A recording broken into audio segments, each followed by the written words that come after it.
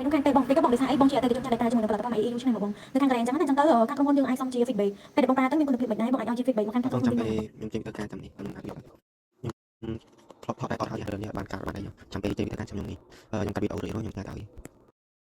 ដោយសារតែខ្ញុំប្រើផលិតផល MyE យូរដែរហើយអញ្ចឹងហើយទើបបានគាត់ប្រាប់ខ្ញុំឲ្យផ្ញើ feedback ដល់គាត់ផងបាទឥឡូវនៅពេលនេះខ្ញុំក៏បានផ្ញើ feedback ឲ្យគាត់បងប្អូនគ្នាចាំស្រាប់បាទខុសឆ្គងត្រង់ណាឯកន្លែងណាសូមអធិស្ឋានកាន់តែអភ័យទោសផងណាបាទដោយសារតែខ្ញុំទៅតែរៀន review លើកដំបូងបងប្អូនគ្នាបាទខុសឆ្គងត្រង់កន្លែងណាសូមកាន់តែអភ័យទោសផងខ្ញុំមិននិយាយលេងណាបងប្អូនគ្នាផលិតផលរបស់ MyE ល្អប្រើមែនតើបងប្អូនគ្នាមិនថាសាប៊ូកក់សក់ឬមុំលាងមុខសេរ៉ូមភ្លុះ UV មកបាត់មុខអីទេដឹងតែប្រើទៅល្អប្រើមែនតើបងប្អូនគ្នាប្រើទៅល្អមែនតើខ្ញុំសរសើរផលិតផលនេះបងប្អូនគ្នាចេញពីធ្វើការមកនេះវាចំខ្មៅនៅកន្លែងហ្នឹងហើយព្រោះខ្ញុំធ្វើការកន្លែងខាត់ដៃអញ្ចឹងទៅធ្វើការទៅវាទលីដែល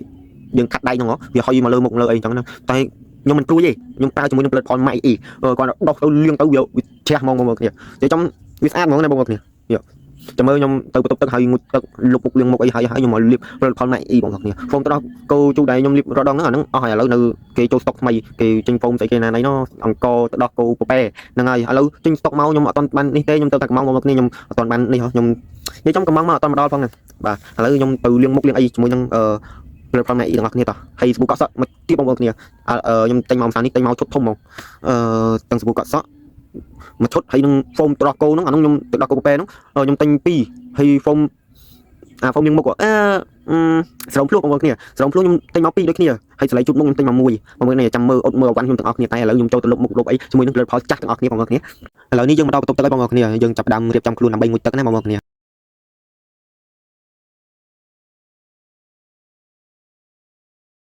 ាក៏ប៉ុន្តែមុនពេលងូតទឹកនឹងនិយាយរៀបរាប់ច្រើនណាស់បងប្អូនគ្នាមើលលើផលិតផល MyE សាប៊ូកក់សក់ MyE ហ្នឹងលើកមកនិយាយហោហាយបងប្អូនគ្នាថាល្អចែល្អចោះកក់ទៅទុនមែនតើបងប្អូនគ្នានិយាយត្រង់ហ្មងកក់ទៅសាប៊ូកក់សក់ហ្នឹងកក់ទៅធ្វើឲ្យសក់យើងទុនរលាស់រលោងអត់មានតែអត់មានអីទេបងប្អូនគ្នាហើយហ្វូមដោះគោរបស់ខ្ញុំនេះហ្វូមដោះគោចាស់ទេបងប្អូនគ្នាហើយឥឡូវនេះគេចេញផលិតផលថ្មីហ្វូមថ្មីបងប្អូនគ្នាឥឡូវខ្ញុំកំងម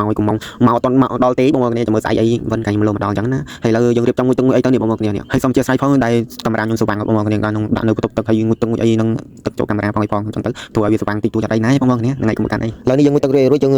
ងយកសាប៊ូកក់សក់មកកក់សក់ទាំងអស់គ្នាតោះនេះណាបងប្អូនគ្នាសាប៊ូកក់សក់ MyE មានលេខ1ហើយនិងលេខ2តែឥឡូវកក់សក់ជាមួយនឹងសាប៊ូលេខ1សិនបងប្អូនគ្នាអាហ្នឹងកក់មកហើយមួយទៀតអប់លេខ2អប់បងប្អូនគ្នាកក់រួចយើងលាងទឹកលាងអីមកនេះសកម្មភាពពេលយើងកំពុងតែលាងសក់បងប្អូនគ្នាលាងសក់ជាមួយទឹកធម្មតាយើងហ្នឹងបងប្អូនគ្នាទឹកកាជុកហ្នឹងលាងទៅយើងអោនមួយក្បាលទេបងប្អូនគ្នាមើលនេះអូនេះរលោងមកយកចំបងប្អូនគ្នាតោះមកយើងកក់សក់ជាមួយនឹងសាប៊ូលេខ2សាប៊ូ MyE លេខ2ហ្នឹងគឺជាសាប៊ូអប់បងប្អូនគ្នាអប់សក់ឲ្យសក់ទុនមកជាន់ទៀតអញ្ចឹងណាបងប្អូនគ្នាឥឡូវនេះយើងកំពុងអប់សក់ជាមួយនឹងសាប៊ូកក់សក់ហ្នឹងហើយអប់រួចយើងលាងទឹកចេញបន្តមកជាន់ទៀតបងប្អូនគ្នាតែមុននឹងពេលលាងសក់នឹងរៀបរាប់ច្រើនមែនទេបងប្អូនគ្នាខ្ញុំកាត់ចេញខ្លះនេះពេលយើងលាងសក់រួចយើងនៅតែយើងលាងមុខជាមួយហ្វូមទៅដោះគោមកបងប្អូនគ្នាពេលយើងរៀបរាប់មកស្ទុះធំចឹងទៅបានដាច់ចិនលាងមុខជាមួយនឹងកន្លែងលាងមុខខ្ញុំសុំស្ទុះឲ្យរមកឲ្យបងប្អូនគ្នាកុំបាយយ៉ាងទៅព្រោះវាយូរពេកបងប្អូនគ្នាចង់ខ្ញុំសាយើងតិចហើយនេះវិញពេលដែលយើងទៅរួចយើងមកជូតសក់ជូតអីមកបងប្អូនគ្នាជូតសក់ទៅរៀងញ៉ាំទេបងប្អូនគ្នាហ្នឹងហើយយើងបិទមកបន្តទៀតមកបងប្អូនគ្នាបិទមុនបិទនឹងជុំបង្ហាញសាច់ដុំបង្ហាញស៊ីពេកចឹងណាតែបានស៊ីពេកដូចគេសោះនេះបងប្អូនគ្នាហូតមកហើយសានមែនទេពេលបិទរួចទៅជាយ៉ាងណាយ៉ាងនេះបិទទៅដូចខ្មោចមិនមើលទៅឡើយយើងស្ដាប់ការរៀបរាប់របស់ខ្ញុំទាំងអស់ដល់ពេលខ្ញុំបិទមកគ្រប់15នាទីរួចយើងបកចេញមកហ្នឹងហើយបងប្អូនគ្នាហើយមិនស្ដាប់បានទេបងប្អូនគ្នាស្ដាប់បានទេចាក់សារយឺតទៅហ្នឹងហើយខ្ញុំក៏ស្ដាប់មិនបានដែរមិនហ្នឹងនោះឥឡូវមកមើល feedback ពេលដែលយើងបិទមករួចនេះបងប្អូនគ្នាខ្ញុំបិទ15នាទីបិទរួចខ្ញុំដោះចេញខ្ញុំទៅលាបផលិតផលផ្សេងទៀតដោយសារតែពេលថ្ងៃខ្ញុំលាបឲ្យភ្លេចថតបងប្អូនគ្នាចឹងហើយមកថតដល់ពេលយប់នេះម្ដងហើយអាស្រោមភ្លោះនេះចិត្តអស់ដែរបងប្អូនគ្នាចិត្តអស់តែឥឡូវបច្ចុប្បន្ននេះអស់មែនតើបងអត់មានអីលាបទេបានតែចិត្តកំងឥឡូវគេមកហើយបងប្អូនគ្នានៅថ្ងៃស្អែកនឹងដឹងទេចាំមើលសិនដល់ពេលយើងលាបស្រោមភ្លោះរួចយើងលាបការពារកណ្ដៅថ្ងៃនេះមក UV បងប្អូនគ្នាច្រឡំបងប្អូនគ្នាពេលនេះហ្នឹងច្រឡំពេលយប់ពេលថ្ងៃពេលព្រឹកទេបងប្អូនគ្នាតែនេះអត់បើកភ្លើងនៅក្នុងតុអញ្ចឹងទៅវាល្ងឹតបងប្អូនគ្នាខ្ញុំច្រឡំពេលយប់